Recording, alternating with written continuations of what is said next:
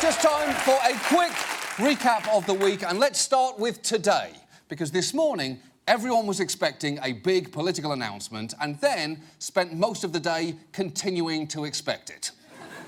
Waiting for the word. Hillary Clinton's expected to announce she's running for president today, but what is she waiting for? Some reporters are expecting it to happen in the next few minutes, sometime around noon. It could come later in the day, though. We're waiting for Hillary Clinton to make it official. Any moment now. Any moment, we're waiting for that. She's 67 years old, and we'll see when that announcement comes out. OK, first of all, it's 67 years young. Didn't you learn anything from the best exotic Marigold Hotel? And second, there's no point trying to build suspense when there isn't any. Because everyone knew this was happening. And I'll save you the time of watching this video. It's 2 minutes, 18 seconds long. It features one dog, one cat, and exactly 4 relevant words. I'm running for president. That's it. There is nothing else to see and nothing else to talk about. Because, let me be clear, speculating over who's going to win the 2016 election now is like speculating over who's going to win the shot put at the 2016 Olympics. The only thing we know for sure is that Ted Cruz isn't going to win either. That's it. That's all we know, so we can put it on hold. So let's move on. Let's move on to talk about an election that's actually imminent in the United Kingdom, the slightly damp corpse of the British Empire. Because in less than a month, voters there will head to the polls, and it's close. Prime Minister David Cameron is trying to fend off the Labour Party and its leader, Ed Miliband. They are still neck and neck. They're a tenth of a percentage point apart. A month to go now. Things are starting potentially to get a little bit exciting. Potentially a little bit exciting. That is quintessentially British enthusiasm. This election might be, I mean, it could not be, it probably won't be, but it could be interesting. I'm sorry to have brought it up. I've wasted your time. The thing is, this election is actually interesting, from the race to determine who'll be Prime Minister all the way down to the local elections, where there are some very unusual candidates. A UKIP candidate for this year's local elections in Bristol has been revealed as an international porn star. He performs under the name of Johnny Rockard. For reasons of decency, we can't show you most of what's out there. We can give you the general gist, though, and it is this. It's that. Now, you may right now be picturing what a porn star called Johnny Rockard looks like, but what you're imagining is wrong, because this is him. Now that it's come out, I wouldn't say I'm that bothered about it, because it's nothing that I'm ashamed of in any way, shape or form. Now, your reaction may justifiably be, that's Johnny Rockard. I didn't realise suburban middle-aged pharmacist was a fetish in Britain. And look, you're not wrong. I don't buy that man as a porn star. I barely buy him as a porn caterer. But let's put Johnny Rockard aside for a second, because the main race pits Prime Minister David Cameron against Labour leader Ed Miliband, who is fighting a public perception that, as 41% of Britons said in a poll last year, he's a bit weird. And he's not been doing a great job to disprove that. Last week, during the one and only debate in Britain, he left his notes behind on the podium, and unfortunately for him, the press found them. On them, it would appear to say, happy warrior, calm, never agitated, me versus DC, decency, values, and relish the chance to show who I am.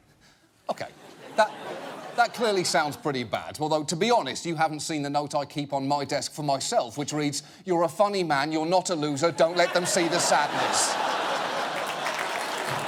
Miliband, don't look at it. Miliband has also had some image problems following this embarrassing photo of him eating a bacon sandwich appallingly. Now, you might think that's nothing, but this has become a genuine story in the UK, with headlines such as, Ed Miliband looks weird eating a bacon sandwich.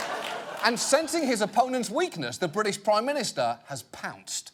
The Prime Minister seems to be eating his way around the country, certainly today. He popped into randomly, like one does, popped into someone else's family barbecue and was trying to look sort of normal and cool and ended up eating a hot dog with a knife and fork. We saw him later on in the day in a pie factory sampling pies and making Scotch eggs, and he washed it all down with half a pint of stout. So it's, I don't know quite what's going on, but they seem determined to see Cameron out on the campaign trail eating.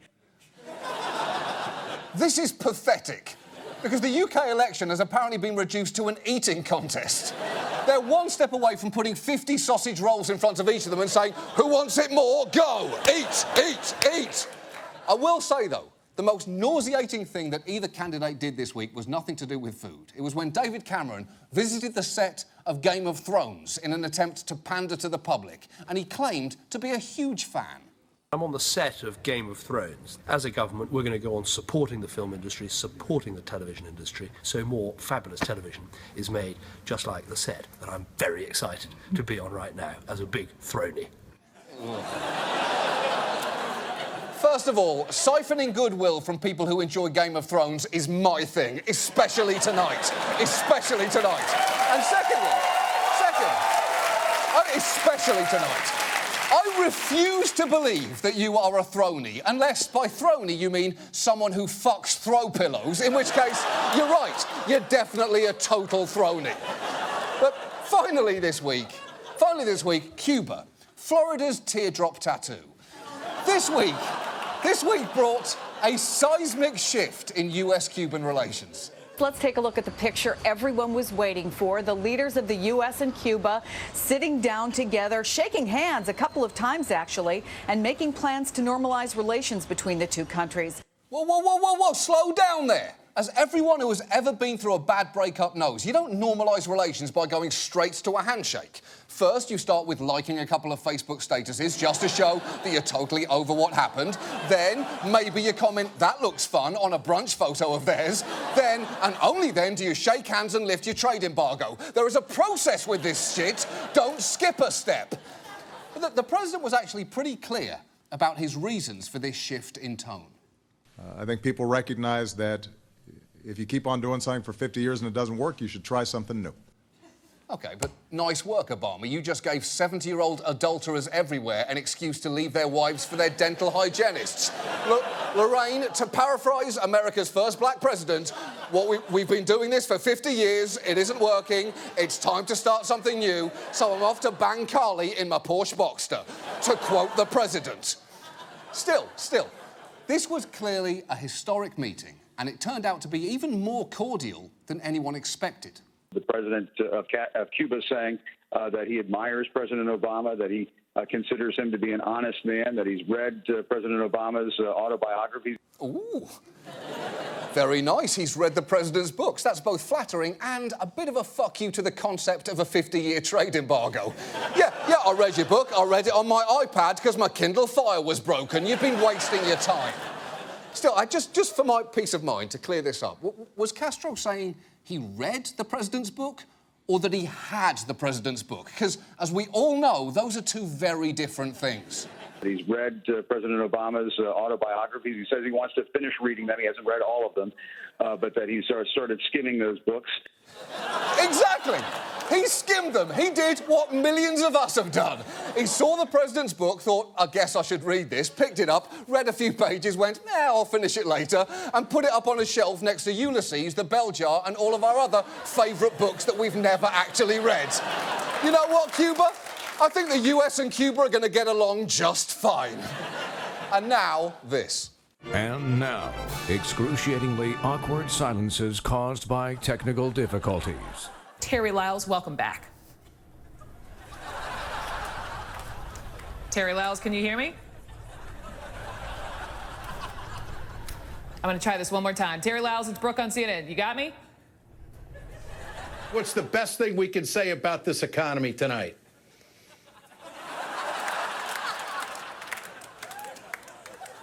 David, maybe you can't hear me. Can you hear me, Colonel? Oh, we're having some audio problems there. Phil, can you hear me? I think we lost Phil. Jim, good morning. Philip, can you hear me now? Oh my, our apologies.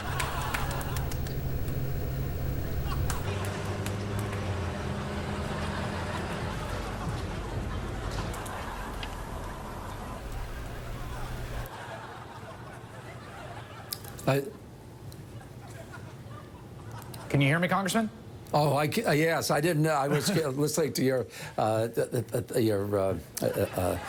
thank you. Moving on. Moving on. Our main story tonight is the IRS. Now, I know that sounds unappealing, but I promise you, if you stay to the end of this, there'll be a very sexy reward. Now, this Wednesday is April the 15th. The day every year when Wesley Snipes pokes his little head out of his burrow and if he sees his own tax return, quickly dives back in. And like clockwork, tax season brings with it an annual gnashing of teeth. Two dreaded words this time of year, tax time. It is tax day today. Maybe you're holding your nose while finishing up your taxes. Tax season officially begins. Ugh. Tax season. Tax season. It's the most wonderful time of the year. Happy Tax Day, everybody. That's sarcasm, of course. Yes, tax season is a lot like bathing suit season. You probably dread it unless you're already the kind of person who spends a lot of time in the Cayman Islands. People hate taxes and they hate the IRS. So much so, they can't help but express that, whatever the circumstances. And this should make you a real crowd favorite. John works for the IRS. We've never had a contestant booed. Well, let me make it easier for he works in collection for the IRS. Oh, come on. What are you doing, Regis? Stop baiting the crowd. Boo him, boo him. Now let's lock the doors and turn off the cameras and burn him. Let's burn the money witch. And to be honest, the IRS have not been good recently at winning people over, particularly this current tax season. And brace yourself for a rough tax season. Yes, the IRS warning this year will be worse than most for you. If you need to visit an IRS office, a word of warning, prepare to wait. A little after 8, the line already snaked across the sidewalk, reaching out into the parking lot. I came here Monday and I was here from 7 to 4. And it's only 2 people working inside. 2 employees. That is not good, because if you're in that line, you need help. No one waits that long for something they could fix themselves. It's the same way that you know the people in line at the emergency room at 2 a.m. definitely have something stuck inside their butt. You, corn dog. You, Boba Fett action figure. I've been there. And look, if you're thinking, well, this doesn't affect me, I'll just call the IRS on the phone, well, good luck with that. Nationwide, only 4 in 10 callers to the agency's toll-free line are getting through to a real person. The number of courtesy disconnects when an overloaded system hangs up on the customer has now reached 5 million so far this year. That's right. If the IRS's system gets overloaded, it will give you a courtesy disconnect, which means hanging up on you. And you can't just put a nice word in front of an unpleasant one and change the meaning. It's like the phrase politely decline or Care Bears. They're still bears. They'll rip you the fuck apart. They're bears. It's in their blood. Is it any wonder that everyone hates the IRS? Dealing with them is obligatory, it often functions badly, and it combines 2 of the things that we hate the most in life: someone taking our money and math. And yet, tonight, I'm going to attempt the impossible. I'm going to try and make you feel a small amount of sympathy for the IRS, because for a start, it cannot be a pleasant place to work. Just listen to what extra little gifts they get alongside people's tax returns. Well, we've had everything come in from brown sugar to dust out of the vacuum cleaner to people spreading mustard on the check. Now, that check is processed, but we just wipe the mustard off and send it to the bank. Listen to how matter-of-fact he is. This must happen all the time. Yeah, some people put mustard on the check. Some people file their returns inside of a dead fish. One man covered his check in Vaseline and pubic hair. We just wipe it off and send it to the bank. That's what we do here. And it's not just furious mustard enthusiasts taking it out on the IRS. Even state governors have publicly demonised them. Governor LePage didn't want to talk about the outrage he sparked when he compared the IRS to the Gestapo, the Nazi secret police. But when we pushed him for a comment, here's what he said. It was never intended to offend anyone. But you compared them to the Gestapo. Of course they were offended. If you compare someone to the Gestapo and they don't get offended, that's a big red flag. But the public perception of IRS employees as Gestapo-like villains doesn't quite match up when you see what they're actually like. Because on the IRS YouTube channel, there are videos where employees talk about their jobs, and they don't seem evil so much as unbelievably boring.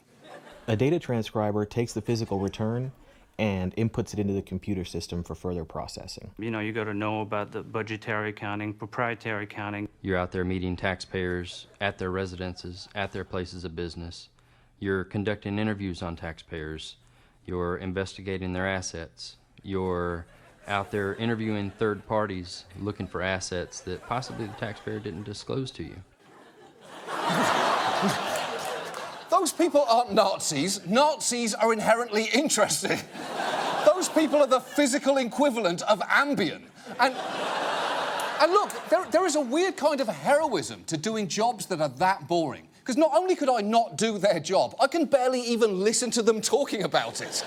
So why exactly do we hate the IRS so much? Because it's worth remembering, if you are angry about the amount of tax you pay, that's nothing to do with them.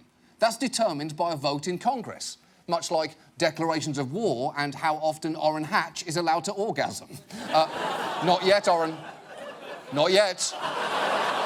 Now. There you go. There you go. And look, if you think our tax code is too complicated, well, that's Congress's fault too. And you know who agrees with you? The people who work for the IRS, because even they have trouble keeping up. We looked at how many changes in the tax law had occurred. In last year alone, it was something like 579 changes. 579 changes? Changes in the tax law. In 1 year? That's more than a change every day. Yes. How do you keep up? I don't. And I don't know how individuals or businesses keep up. 579 changes in 1 year. The only document that should change that often is the Wikipedia page for Bill Cosby. Oh, what are we now? 32 accusers. 34? Holy shit, I don't know how anyone keeps up. This really should be going above Fat Albert at this point. The fact is, blaming the IRS because you hate paying your taxes is a bit like slapping your checkout clerk because the price of eggs has gone up. It's not her fault. She's just trying to help you get out of the store. That scenario, incidentally, is also my pitch for the Slap Season 2. That's apropos of nothing. But let's recap. The IRS does a difficult, thankless, almost dangerously boring job. And that job has actually been getting even more difficult because of this. The IRS budget has been slashed in recent years. Since the GOP won control of the chamber back in 2010, the agency's funding has shrunk by nearly 20%. You can't lose nearly 20% of what you are and be as effective. It's like pretending Zayn leaving One Direction doesn't tear the heart out of that band. Oh, he was 20% of the band, but he was 99% of the soul. It's over, everyone. Jordan has left the Bulls. I don't like it any more than you. But the DNA of the band is broken. And I can't believe I'm the one in this room that cares the most about this. Shame on you. The point is, Congress has slashed the IRS's budget, but largely out of anger, which was not entirely unjustified.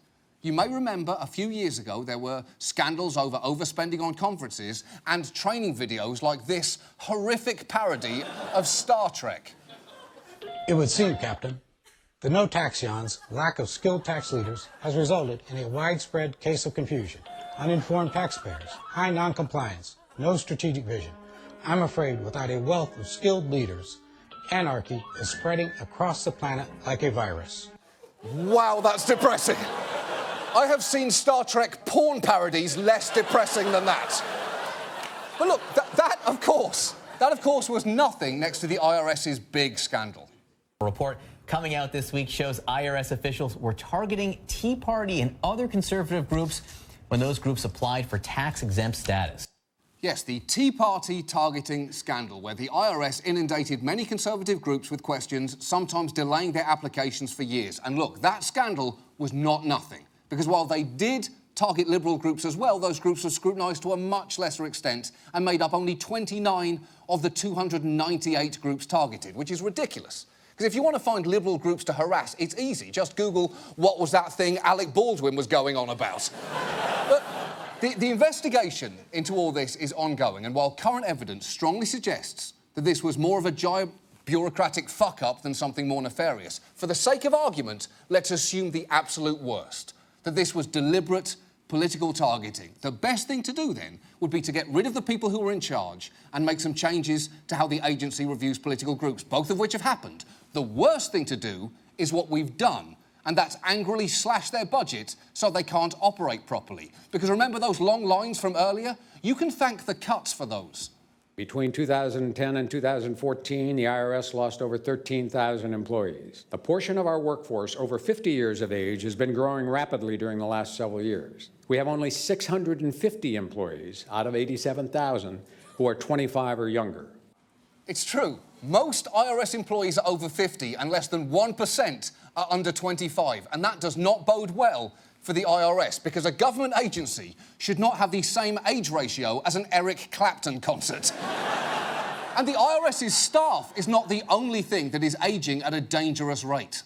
Some think the IRS has fallen short in their efforts to keep up with modern-day technology. Almost half of all tax data exists on the magnetic tape and cartridge system developed in the 1960s. That is terrifying. We should at least be using technology invented after an era when it was OK to call a female co-worker toots. But we shouldn't just fund the IRS because we want our information stored on something a little more sophisticated than a fucking duck hunt cartridge. We should fund them because the IRS is one of the safest investments for public money available. According to the Treasury Department, every dollar spent on tax enforcement yields back 6. 6. The IRS sextuples your money. They should make that their motto, were it not for the fact that Sextuples is already the name of Sandal spin-off most likely to get shuttered by the health department. Welcome to Sextuples, where all you need to bring is an open mind and lots of bleach. Lots of bleach. Lots, that's on you. The problem is, our whole tax system is built upon trust. And if people lose faith in the IRS, the whole system by which we fund everything is in trouble. We collect $3 trillion a year in a voluntary compliance system. If the compliance rate goes down by 1%, either because people think the chances of getting caught are down, or because they can't find out the right information, or they just get aggravated with us, a 1% decline in the compliance rate costs the government $30 billion annually.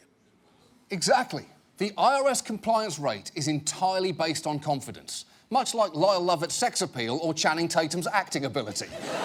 You lose that confidence, everything collapses. And look, I'm not saying the IRS is a likeable organisation, but not everything that's important is likeable. Think of our government as a body. The IRS is the anus. It's nobody's favourite part, but you need that thing working properly or everything goes to shit real quick. And we don't need to love the IRS or even like them, but after decades of us calling them Nazis and sending them mustard, I think they may deserve at least a few minutes of at least grudging acknowledgement of the unpleasant but necessary function they serve. Unfortunately, expression of sincere emotion is not my forte. I'm British. Luckily, I have some serious help tonight. So to serenade the IRS with, if not a love song, a song of reluctant support for their appropriate funding, please welcome Grammy award-winning singer and songwriter, Mr. Michael Bolton.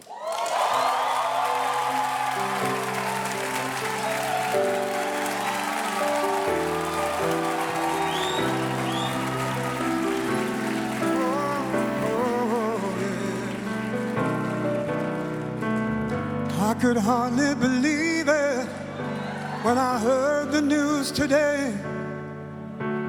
Congress cut your budget right in two. I guess you make people angry with the things you do and say. 'cause you make us give our money straight to you. But we need you real bad, though it's clear nobody really likes you. You're the Amos of our country, don't you know? Tell me, how are we supposed to live without you? We couldn't functionally survive, no. How are we supposed to live without you? And though saying this just cuts me like a knife, we need the IRS to stay alive.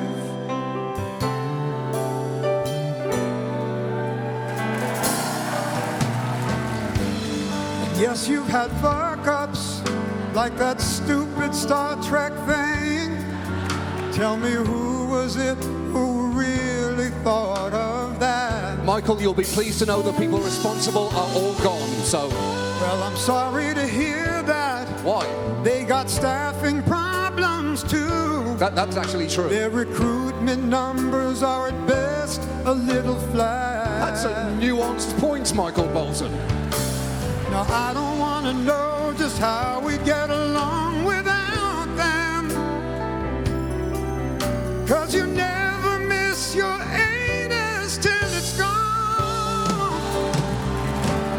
Tell me, how are we supposed to live without you? We cut and cut your budgets till you bleed. How are we supposed to live without you? And how we pay for everything we need,